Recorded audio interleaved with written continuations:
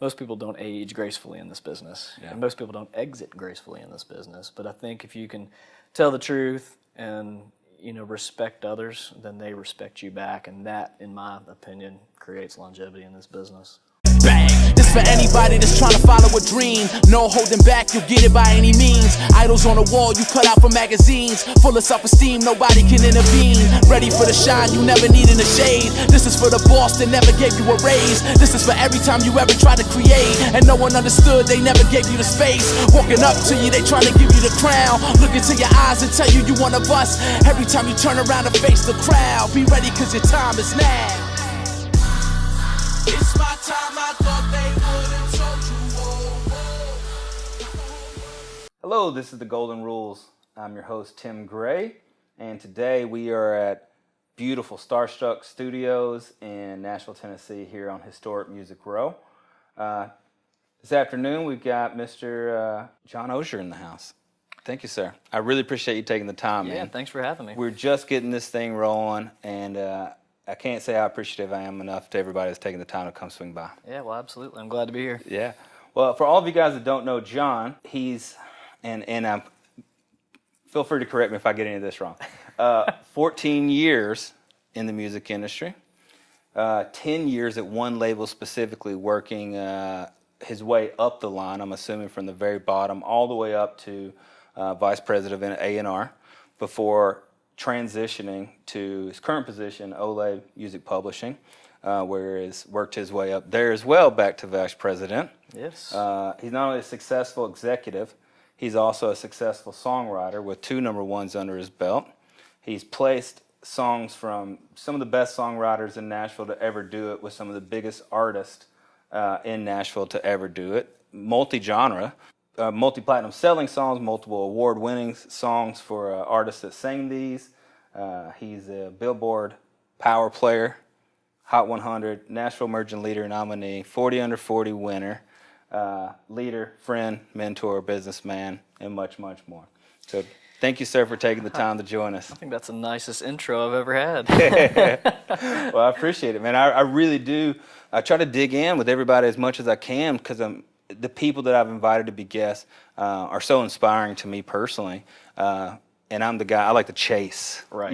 Right. And I want to know the people that are coming on really more in depth, more personally, but also just as much for me as it is a viewer. Yeah. How'd you get there? What did you do? What's your process? And see if it's the same. Yeah, I wish there was a secret code. Yeah, no kidding. I'm trying to hack it and see if there is one at all, brother. Good luck.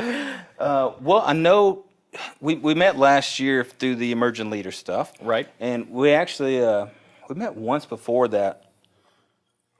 It was like at a wedding or something. I don't remember. But I just generally knew your name, but I didn't really have a chance to get to know you. And everything that we have at this point is surface level. Right. I don't have an origin story. Like if you were an X-Men, I want to dig in a little bit. Where's home? I'm from here. Where'd you come from? I was born really half a mile that way. Baptist Hospital, I guess it's St. Thomas now. Yeah, I grew up here. I had no idea. You're a unicorn. I'm a unicorn. To be from Nashville, a songwriter, an executive here, it's kind of an odd thing. You're the only one I've ever met that's from here, that's in the business at your level. Yeah. Well, growing up here, I had no idea what was underneath my nose. My dad was an attorney, and I went to University of Georgia, was going to go to law school. And quite frankly, was too immature at the time to take the LSAT. And I'd always written songs and had always loved music. And I thought, what, if I want to be happy in life, I want to do what I love. So I better try it now. Sure. So instead of taking the LSAT, I called my brother-in-law, whose best friend was a guy named Barry Poss, who started Sugar Hill Records. Sure. And I called Barry and said, hey, can I come work for you? I'll work for free. I'll clean the toilets. Anything, just let me come work for you. He said, okay, I can't pay you. I said, that's fine. So I moved from Athens, Georgia to Chapel Hill, North Carolina, and worked in Durham. I showed up at 8 o'clock at the record company, worked till noon, and then I went to the Burger King in Durham and changed from my music clothes into a suit. And I worked at a law firm from 1 to 5 to make some money, waited tables from 6 to 9, and then played music at night.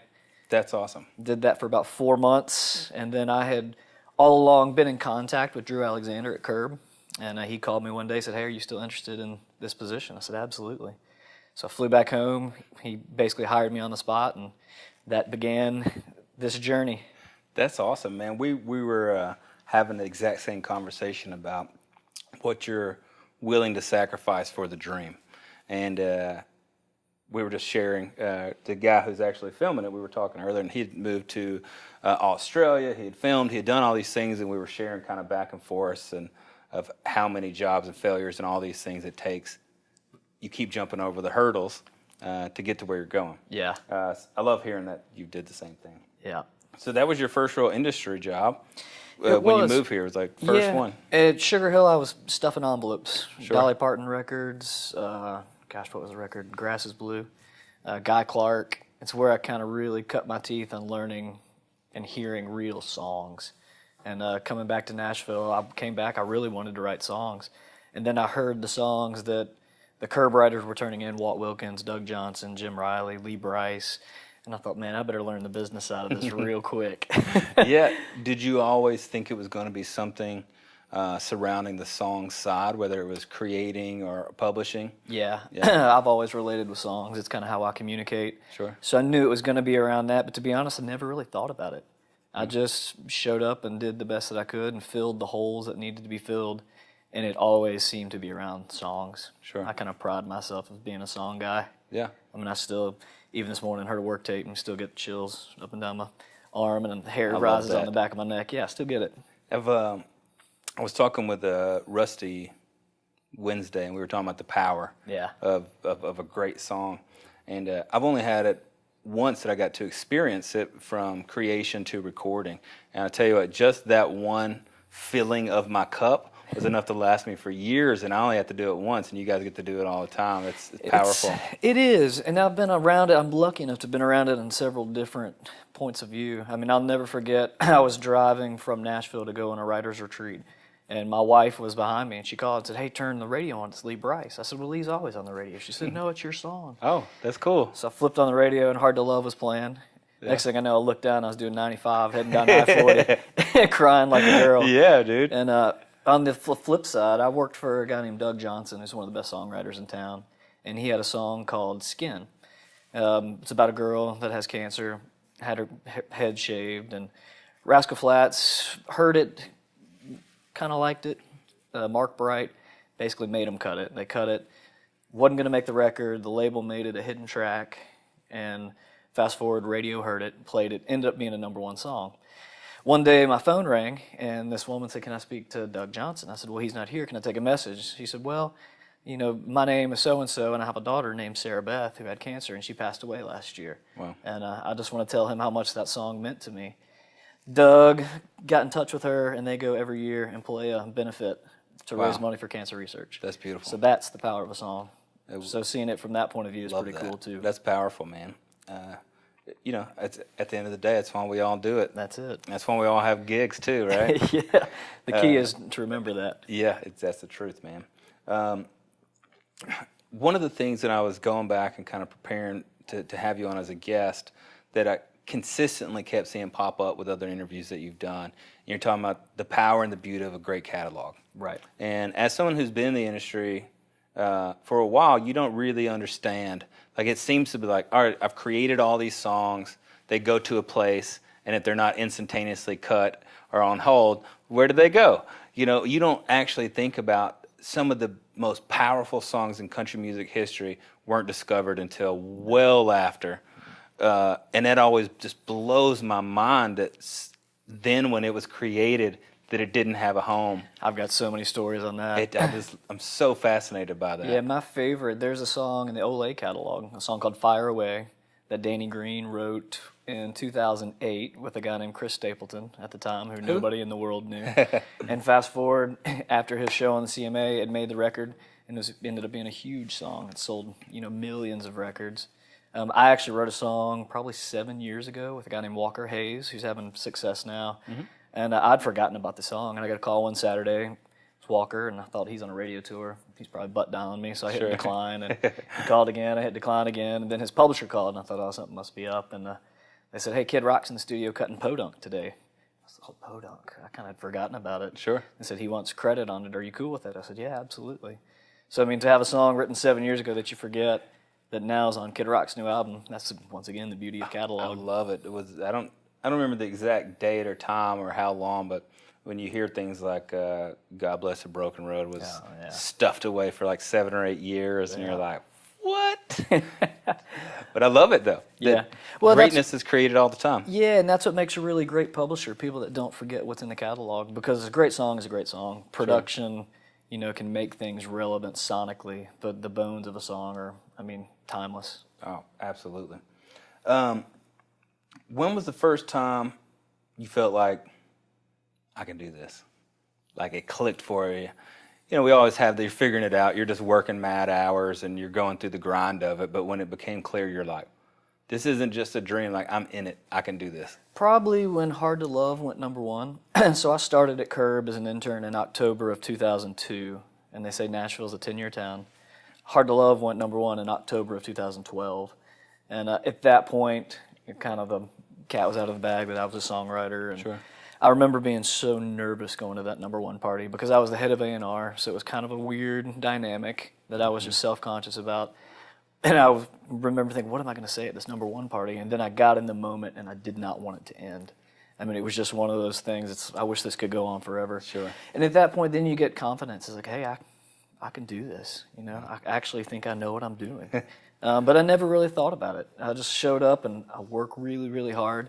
And it's nice to pop your head up every now and then and say, hey, we've done a really, really good job. Yeah. And then you put your head back down and go back to work. Back to work. Because you can't rest on your laurels because someone's always right behind you. And so that's it. That's kind of the way we are. At Olay, we work really hard. We had 7 #1s last year, and we get up, we celebrate, and then we go back to work. That's massive. Yeah. Considering what the average life is, how long on the radio to crank out 7 in a year, man, that's big time. It's a lot. Yeah. And it's so funny to hear everyone's answer this next question because I think everyone that's made it to a certain place in their career, they're absolutely so dedicated to their profession and to the art of music and everything that comes with it that they all don't have an answer to this. But I find it fascinating how many people do find something that resonates with them.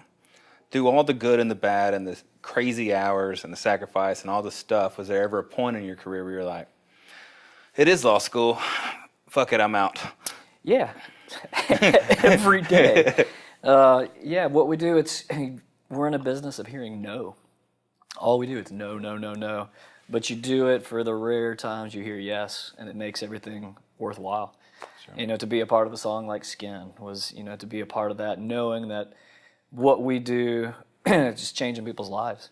I mean, I was told early on that as a songwriter, as an A&R person, if you can take someone's mind off of what's going on for 3 minutes, and you've done your job.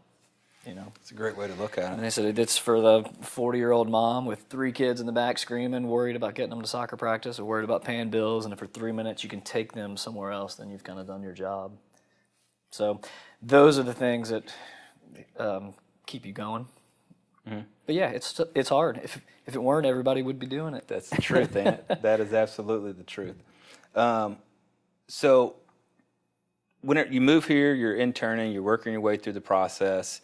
If we could go back to that day, that week, and someone could come in and give you 3 pieces of advice, what would you want to learn? Would you think you'd even listen at that age? I probably would have. You know, I've always been surrounded by really good people, and that's the key in this business, is to surround yourself with great people. Mm-hmm. But man, there's no secret. It's show up, work hard, and tell the truth. Mm-hmm. And that's it. There's really not much more to it. It's find a hole in the company or find a hole and go fill it. Sure. And don't worry about taking credit for it. What's the saying? It's amazing how much you can accomplish if you're willing to not take credit for something. That's the truth. And that's a big part of it, too. I don't know if it's hard-headedness or what, but a lot of times for me, growing up, I had to touch the stove eye, even though it was orange, and people had told me it was hot, for me to learn, and I feel like I have to do way less of that these days. So I don't know if I would have listened to any advice back in the day. Yeah, but you know, so headstrong. Well, there's no like specific right or wrong way to do it. I mean, people told me early on that you can't be a publisher and an executive and a songwriter, and I didn't know any better. Sure. I worked for Mike Curb, who is a successful record company owner, songwriter, artist, producer, publisher. Philanthropist. He did all of it, and I educator. didn't know any better. I thought, well, Mike Kerb did it, so can I. I loved that. When I was starting the first company, I was an agent and manager, and I got a lot of, you can't do both Right. well. I was like, you can't do both well. Don't tell me I can't. Well, there's an art to it, Sure. and it's pretty easy. It's just tell the truth and have integrity. Absolutely. I mean, I've never pitched one of my own songs, so I can separate the two of them. Sure. And I think once people learn your character, it's a little bit more palatable. Sure. So. Now, you said something there was a nice transition. What I have learned in the industry so far, I would not have been able to absorb or implement as quickly if it wasn't for incredible mentors and people in my life that kept me between the navigational beacons sometimes, Right. or brought me down a notch, or were courageous enough to be honest. Who were those people for you over your career that's really made an impact? Gosh, I've had a lot. You know, working for Mike from day one was pretty incredible. I mean, that guy, I learned something new about him every day still. So being able to watch him work was just a huge blessing. Robert Ott, my current boss, is a brilliant mind.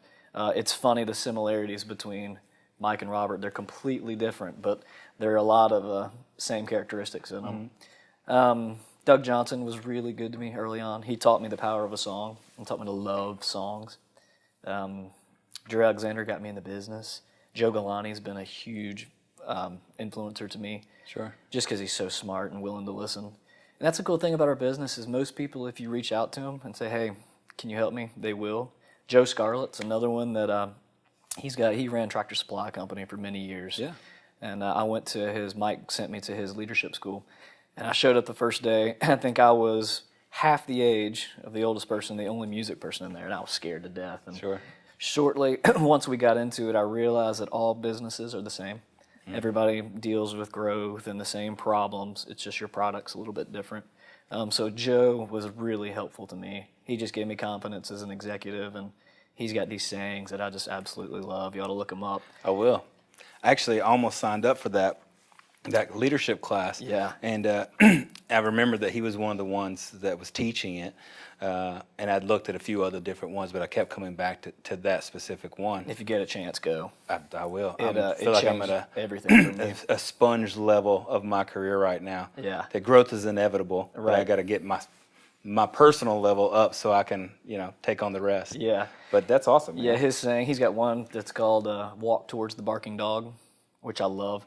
It's just hit a problem head on. First thing in the day, just hit it head on. I love that. That's awesome. Be a no secrets leader is another one that I love that's really stuck with me, which I think is important. Yeah, absolutely.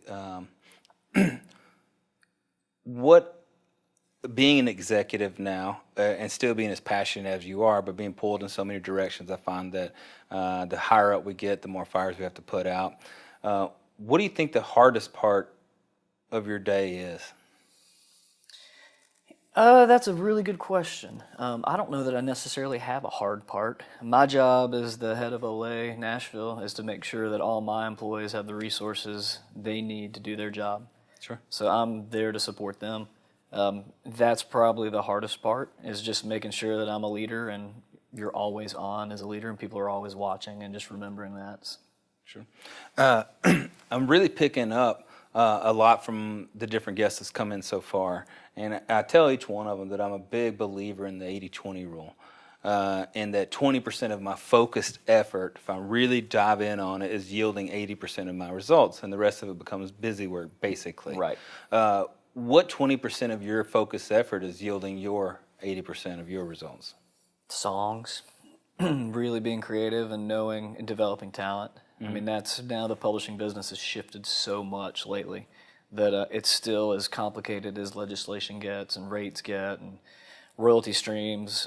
It all comes back to a great song. Sure. So I've learned that if I can focus my time on that, I mean, that's what's really driving results.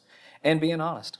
Sure. And telling the truth. And it sounds so simple and so stupid, but you'd be amazed how many people don't.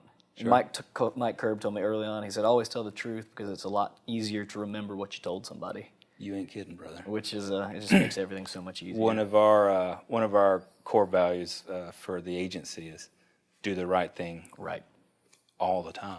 Do the right thing, because it's never not the right thing to do. Well, I've seen so many people make decisions based on short-term greed, and I've seen people get angry over losing deals, which most deals are 3-4 years long. Sure. I mean, I plan to be here for the next 40 years, Exactly. so you can't act inappropriately over a 3-year period and get mad at somebody when you plan on staying in this town for that long. Brian Jones taught me that very lesson right when I first moved down here about not trading short-term greed for long-term greed, and it's always stuck with me. It's amazing how many people make that mistake. Yep. You know. You said something there about it. Really, it all boils down to the song, and I've never been on the publishing side, but I can imagine sifting through that many good songs to find great songs has got to be a lot like smelling colognes after a while. You need some coffee to break up the difference. Right. How do you, other than gut, just go, that's the one? Is this some magical thing that you've worked out over time that you just know? Or is it a chills thing? You know, is it just one of those internal things? It's a chill thing. For me, first lines are huge. If you can't get me with the first line, I'm never going to get to the chorus. Sure. But then it's just a chill thing, you know? Yeah. Honesty and songwriting is key. I think people think our demographic is stupid, but they can detect honesty in a heartbeat. Sure. In fact, we had a #1 party on Monday for Jessie Lee. She wrote Like I Loved You for Brett Young. She also wrote Peter Pan for Kelsey Ballerini. And you listen to those songs, the honesty in those lyrics, it's just, I mean, it screams on the radio. Monsters. I mean, which is why both of them were hits. Beautiful songs. Yeah. But yeah, awesome. You sort through a lot. There are a lot of terrible songs out there. I'm responsible for a lot of them. Hey, that happens too. We need those as well. Yeah. You got to get out there and shake and drink and not, you know. Yeah. But then you also need the ones you're going to marry and bury your loved ones to. That's right. For someone that's in your current position, what would you say like the core traits are if someone was looking to become a publisher, looking to become an executive that's doing both? What are the core things that a leader in that position would need? Just work hard, show up, and there's a lot of minutia in it. But yeah, it's really boils down to showing up and working hard and doing what needs to be done. And a lot of times it's not very gratifying or glorified at all. But it's filling the holes that need to be filled. And then a lot of it is being passionate about what you do. Love it, because passion is, I mean, it's so contagious. Sure.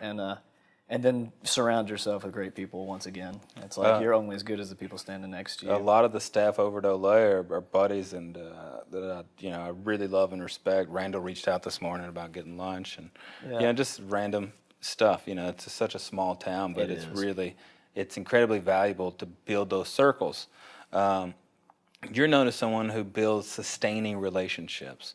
What advice do you have to people that may be looking to not network, but truly build friendships in an industry that's based on that? Right.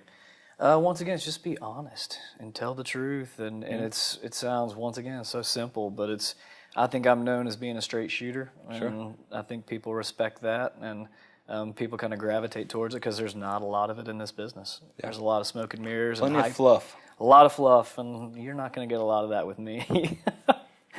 That's good. Cut right to the source of it. Yeah. I don't have to fish around for the answer. It's like the Nashville no. Nothing drives me more crazy than that. Just say. Right. Just say no. It's not going to hurt feelings. I'll stop harassing you. There are some polite ways to say no. Yeah, I learned exactly. that being an A&R for a while. I'm sure, dude. I'm sure you did.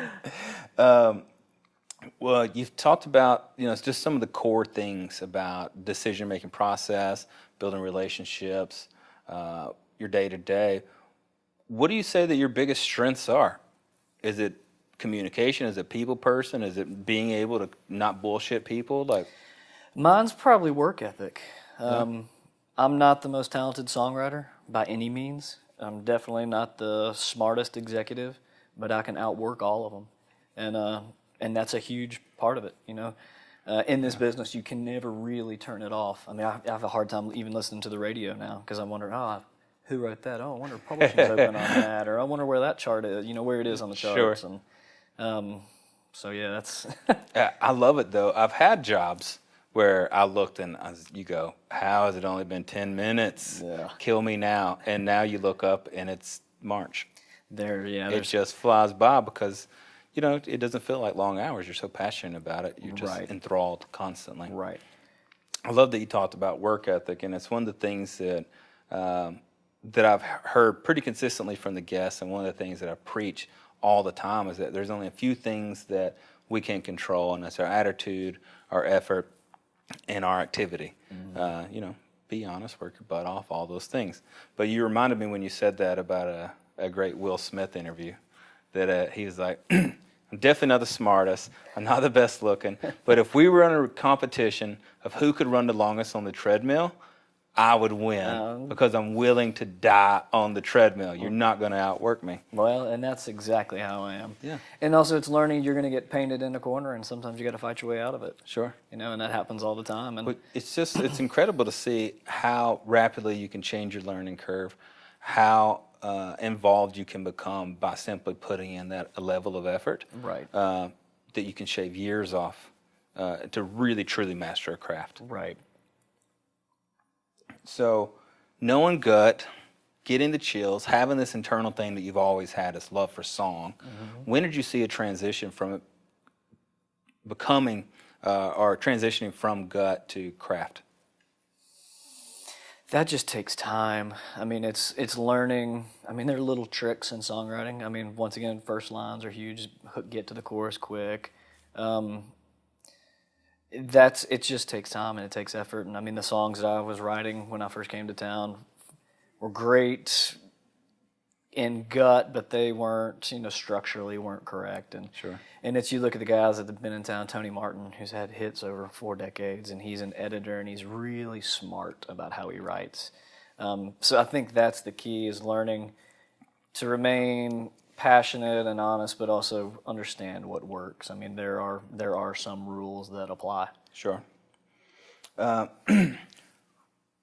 For the songwriters, and then especially I guess in any town, but what I can tell from this town is they're going to go through hot streaks, and the next new writer, and then they're going to get to a place where maybe they're not getting as many co-writes, or they're not getting as many cuts or holds. How do you, as someone who has to lead that creative team, not just the staff you have, but help coach and guide writers, how do you keep them excited at song 1 of the year, at song 101 of the year, if none of those things are happening? That's a hard thing because, like I said, we get beat up.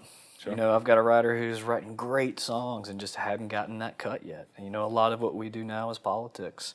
But it's, if you're passionate about what you do and you're doing it for the right reasons, then you get up each morning. We have a saying at OLA, it's every day we start at 0. And you kind of have to have that mentality, and you got to have thick skin. And but the thing is, too, I've seen it. It's happened to me. Once you get that one success, it's like a domino effect. Like my first Hard to Love was one of the first songs that I ever had cut.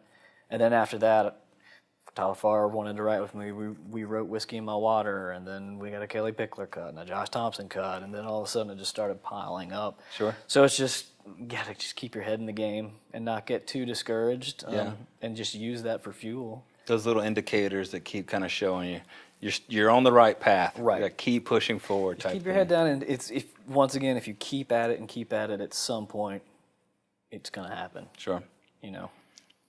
Well, I think I've got a good idea from birth till now. I really want to. I'm always really fascinated and curious to hear someone that's at your position that's not only been so dedicated, but you're still damn young, man.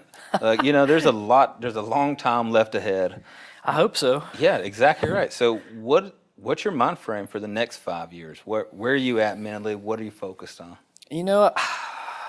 That is a really good question. I'm really content where I am, but I always want to get better. I mean, last year we had 7 number ones. I want to have 10 this year. And then personally, too, there are always things that you can get better at. But that's a really good question. I don't know that I've given it a whole lot of thought. I probably should have. No, I sit down and ask myself all these before I ask anybody else to see, what would be my thought process. What do I want to do or, accomplish or whatever. And so one of the things I've realized that I keep chasing this magical day that's out there that I guess I'm retired, whatever day that is. Right. That I was going to go learn to sell and do all this other stuff, and I've realized that I was getting into a bad habit of chasing a dream. right, rather than touching it or living it. And I don't ever want to just have the regrets of not doing the things that I'm most passionate about now. Right. Which is, while we're doing this show, like, Yeah. I want to be able to do as I think about things. So one of the things for me this year, I just wanted to learn to play like a few songs on piano. Are there any things that are outliers like that for you? Like, man, I want to learn Spanish or whatever, whatever it may be. I mean, I love so much what I do. Yeah. I mean, I get to live around songs and music. I mean, we're sitting in Starstruck Studio. Yeah. I mean, I'm living the dream. Yeah. In fact, I asked Mike Curb one time when I was trying to figure out what my next steps were going to be. And I asked him, I said, Mike, are you going to sell this company? And he said, John, why would I do that? I said, Mike, because you'd make a fortune. You go walk the beach with your wife and spend time with your kids. He said, but this is what I do. Yeah. And at that point, it clicked. It's like, this is, and I kind of feel like I'm probably going to be that same way. Sure. I mean, I don't know that I'll ever retire. Yeah. I mean, I wish I could get back to writing songs. It'd be a lot less stressful. But I kind of love what I do and feel like I'm chasing the dream as is. Absolutely. You're 100%. I can't imagine not doing. No. Yeah, I would Be a feel sad like day. I lost a limb. Yeah. Yeah, I can't imagine it. So let's transition a little bit to the industry side of things. Now that we haven't been around it already, but I want to get your opinion on just different trends you're seeing happening in the business right now that you're excited about. It's back to artist development, which I love. It's kind of what I have always cut my teeth on. And the publishing business, there are fewer songs, outside songs getting recorded, and there are fewer songwriters having hits. The amount of, if you look at the Country Music Association Triple Play Awards, which are awards for someone that had 3 number ones in the year, the list is enormous this year. Mm-hmm. So the number of guys having the hits, there's just a finite guys, and the rest of them, there's not many there. Mm-hmm. So that part is challenging, but it's kind of fun. Yeah. But once again, it's back to at Olay. We made a conscious effort to get into the artist development business. I think if you look at the Billboard charts right now, 18 of the top 20 songs are artist co-writes. So to me, that said we need to get into the artist business. Sure. And we went and signed a slew of them. We signed Adam Hambrick, who's got a deal at Disney. He Travis grew up in my Denning. hometown. Oh, there you go. Yeah. Travis Dennings at Universal, Jordan Davis at Universal. We have Tyler that's awesome. Farr, Chris Jensen, Low Cash. So we really hedged our bets getting into business with these artists who write I their love material. Jensen, man. He's such a good human being. He's a good one. And he's a damn good performer. He's one When of you the best knock your own performers. teeth out with a harmonica, you performing. Yeah, he's like the country Mick Jagger. Yeah, it really is. Yeah. That's a great point. What is it, if you can nail it down, specifically about an artist for development, that this is our guy. We want to bet the farm on this guy. We want to go in heavy. We believe in him that much. Is there anything specifically that points out or sticks out to you other than basic talent? Well, it's once again it's the hair on the back of the neck trick, and do they have a voice and do they have something to say? Mm-hmm. And it's not even necessarily about being a great singer. There are a bunch of big stars who are terrible singers, but they have something to say, and they say it in a way that people want to hear it. Sure. And then being different, separating yourself from everybody else out there. That's kind of, and that's it. And it really, once again, it boils down to songs. We just signed a guy named Austin Jinks, who his voice is unbelievable, but the songs that he writes are just, they'll hit you right in the face. I love and that. it's I crowd a good commercial. It don't take much. You give me a great song, I'm a rep. That's right. Yeah, I love it though. Yeah. Yeah. All right. So you said something there. They're telling a story. Once you get to a place and someone sends you something, it's 8, 9 p.m., whenever it is, and it's magic. That thing has happened, right? Right. Oh, we got something. Yeah. What is your process then to make sure it gets to the right person? For me, if it's signing something, I want to make sure all of my team is on board, because what I've learned is if I can get everybody on our staff to believe in something, it's never not worked. Mm-hmm. I'm a big believer in that. If I went out and signed everything I love but my staff didn't like it, it wouldn't work. We have to be. This business is too hard to have anybody pulling against you. You got to be pulling all in the right direction. Sure. What about for a song? So you get sent an incredible song, and then what is your process? You start scanning through who's recording now, who's looking for Yeah, passion. I send it. There are a lot of great song lovers in town. A lot of them in A&R. Chris Lacey's one. That's that I will send her, say, hey, just check this out. And I don't pitch a whole lot of songs anymore, so when I do, it's something that I really believe in. Yeah. But it's having that passion, because if it made me feel a way to get that excited about it, it's probably going to do that for somebody else. Sure. You know? The ripple effect of those type songs, the I Drive Your Trucks of the Planet, The House That Built Me's, you know, the ripple effect on how it moves people is so incredible. I was in the meeting when Rusty Gaston pitched I Drive Your Truck. Lee and I was his A&R guy, and Lee, we went into this meeting and said, hey, we want to find a song that you can hold your beer up to and dance to and party to. And Rusty said, I don't have that, but I have this. And he played it, and I remember Lee turned around bawling. I had tears rolling down my face, and said, we've got to have that song. Oh, good Lord. I can't imagine anybody else singing it, honestly. No, he can sell a song better than perfect. anybody. You know, and to see the ripple of not only of sales, but the stories I've heard about the hours-long lines of merch. Not to buy the T-shirt. To buy the T-shirt, yeah, but to be able to share their story. Right. Man, God, my son, my father, my this. It was just, it's such a powerful moment. It's unbelievable. Such a I hope reminder. Rusty told you the story of how they wrote the song. He didn't. I have to go back and You get should go back and get B-side. talk to Connie Harrington and Jesse and Yeah, Jimmy, because I will. It's pretty remarkable. Jimmy came and played our Songwriters Fest this year, and he played the song obviously quite a bit. And Yeah. we got to talk to him a little, but I didn't get it from Rusty's point of view. That's cool, man. It's pretty cool. I will. We'll get it audio. I'll call him up. There you go. We'll edit it in. Yeah. So the process for today, obviously we're seeing way less albums. You know, we're not cranking out an album, tour on it 2 years, crank out an album. What's your mentality, since everything seems to be so singles focused? Are you going, we need to get this out to baby artists and new artists and mid-level artists and anybody that can make it a single? Or are you going, we need home runs? Oh, we live in a singles business, 100%. Actually, I had this conversation yesterday with Jim Ednorm, and it's like, there's no reason to make an album unless you have an album's worth of songs that people want to hear. Sure. So, I mean, that's what it boils down to. But us as a publisher, I bet 95% of our income comes from singles on the radio. And people can talk about streaming and how music consumption has changed. For publishers, we still live and die by terrestrial radio, and that's likely not going to change in the near future. I can't imagine them just going, No, you we're can't. going away now. No, and Yeah, especially for the it's not country gonna. format. I mean, there are over 5,000 country radio stations in the country, and that's still what pays our bills from a large standpoint. And then still the fraction of the way that royalties are broken up for publishers and songwriters on the streaming side, it's almost negligible. It's getting better. Sure. There was a big rate increase recently, a 44% increase. Of course, it went from 10% to 15%. Yeah. But still, at least it's marching in the right direction. Hey, a win is a win. 100%. You know, you win by half a point or 100. Right. It's a W in the column. That's That right. means we're doing the right things. Yeah. I recently went and spoke at a university, or MTSU here in town, and I kept getting all these second and third tier questions from students about agents and publishing deals and labels and all this stuff.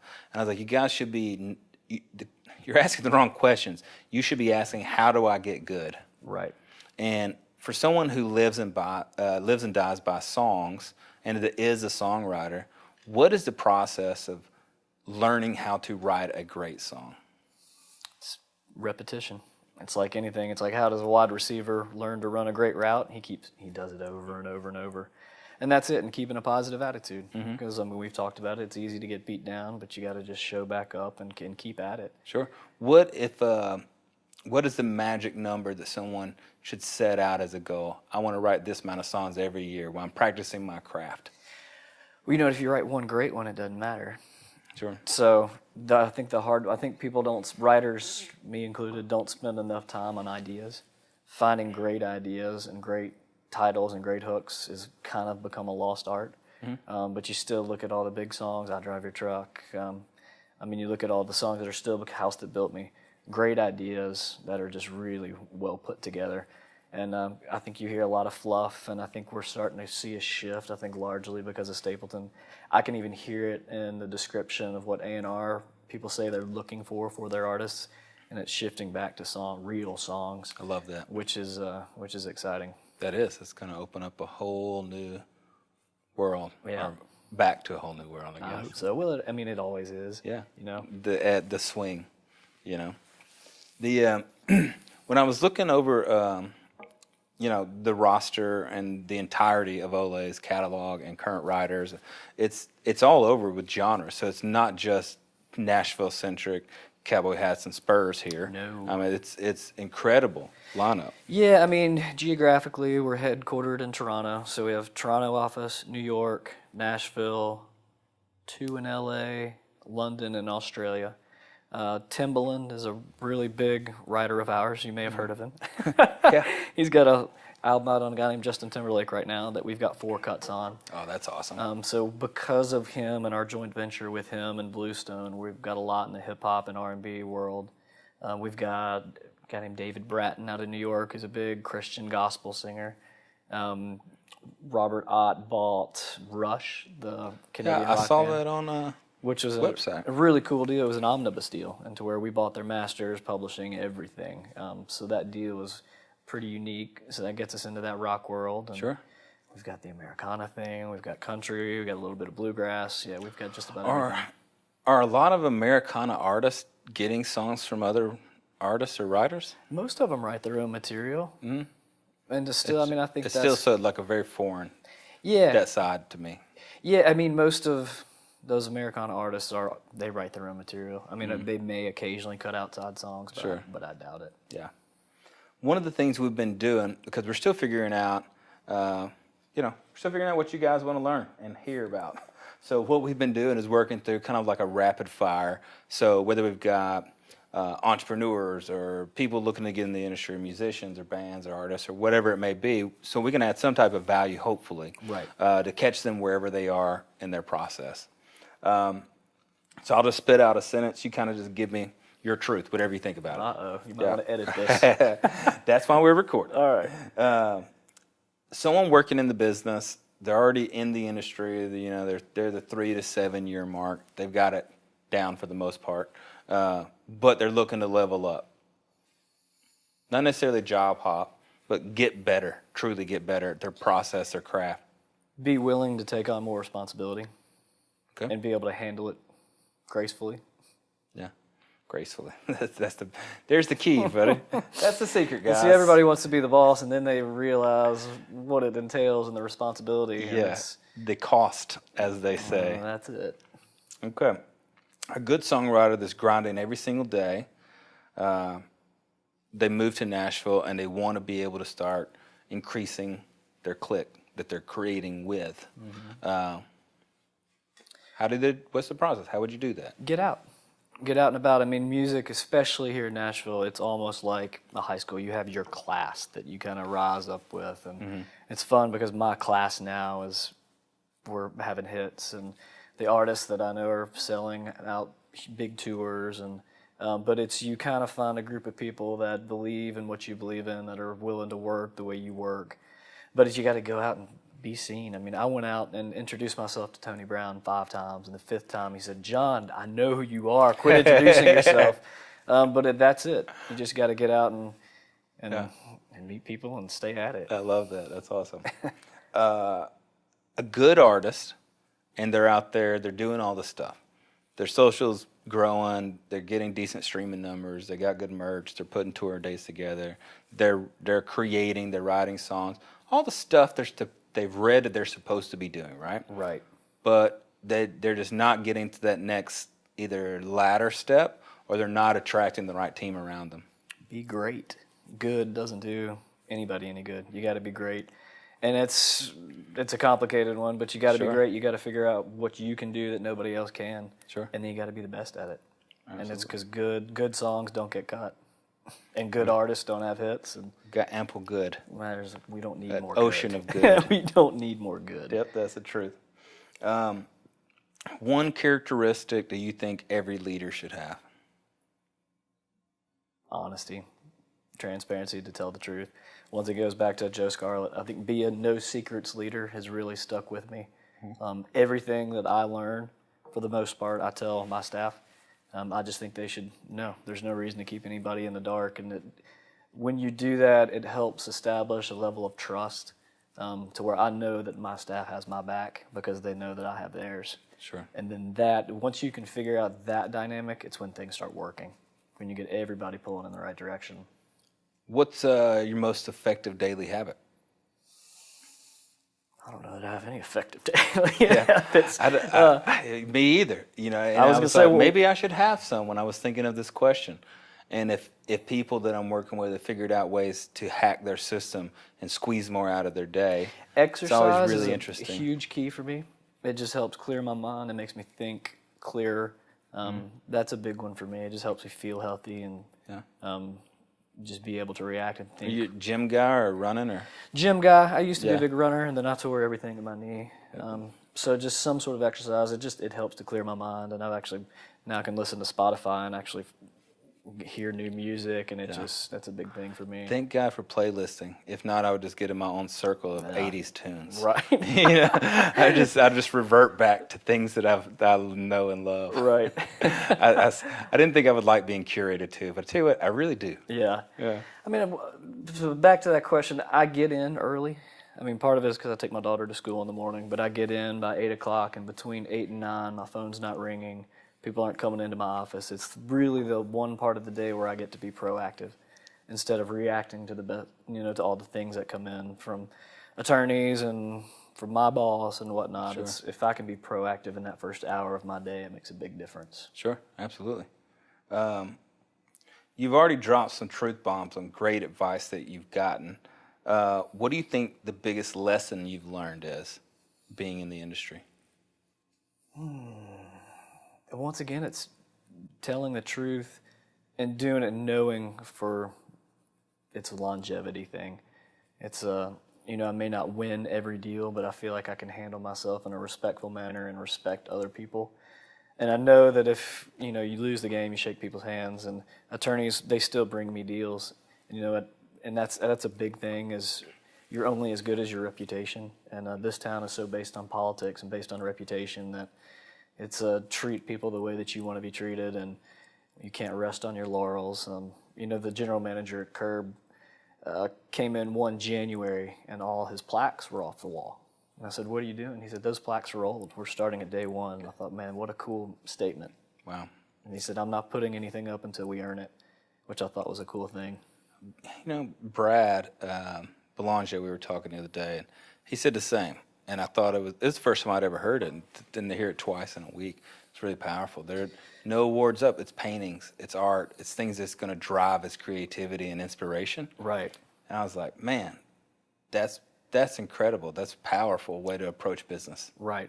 Well, I mean, that's it. This business moves so fast, and just because you had a hit 5 years ago doesn't mean squat today. Yeah, it doesn't matter. You don't get to the peak and it's like, we made it. No. Unpack the car, honey. No. It's Tony, you got to fight to stay there. That's it. And even writers, too. It's like Tony Martin, who's had hits over 4 decades. He's writing with the guys that are coming just out of Belmont because he knows how to craft and edit a song. But they've got this new hip sonic thing, the track guys, the producers. But he's been able to adapt. And, I mean, that's a big thing because most people don't age gracefully in this business. Yeah. And most people don't exit gracefully in this business. But I think if you can tell the truth and respect others, then they respect you back, and that, in my opinion, creates longevity in this business. Well, longevity is actually a perfect transition. One of the things I'm always fascinated about with each person I've had the opportunity to sit down with so far is if every song you've written, every placement, every cut, every employee you've hired, everything you've ever created was gone and it was your last day. That's it. No more John. What is the legacy that you hope people would remember you by? That I treated them well, and that's it. It's almost impossible to respond to every email and every call, but I try. Sure. And there's nobody too little, in my opinion. I mean, everybody's got something to say, and I learned it as an A&R person, it's really hard to meet with everybody. There's only so many hours in the day, and you have to be effective finding songs, but I still took time to meet with everybody, and just because I would like that chance. Sure. So I hope they would think that, but also at the end of the day that I was a song guy, and that really did it for the right reasons, not here for money. If I was doing this for money, I should have gone into banking or been a lawyer. Sure. Yeah, Right? No kidding, brother. But I think doing it for the right reasons. And, you know, most people in this business do, I hope. Maybe I'm think so. naive, but I think that's because people get caught up in the bright lights and the studios and all that. But at the end of the day, it's about doing the right thing with the right people. Sure.